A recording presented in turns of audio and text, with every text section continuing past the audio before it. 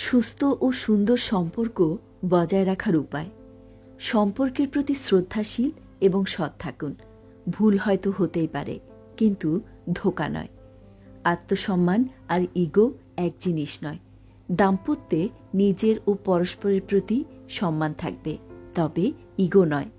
কারণে অকারণে তিনটি কাজ করুন: প্রশংসা করুন, ধন্যবাদ বলুন, দুঃখিত বলুন।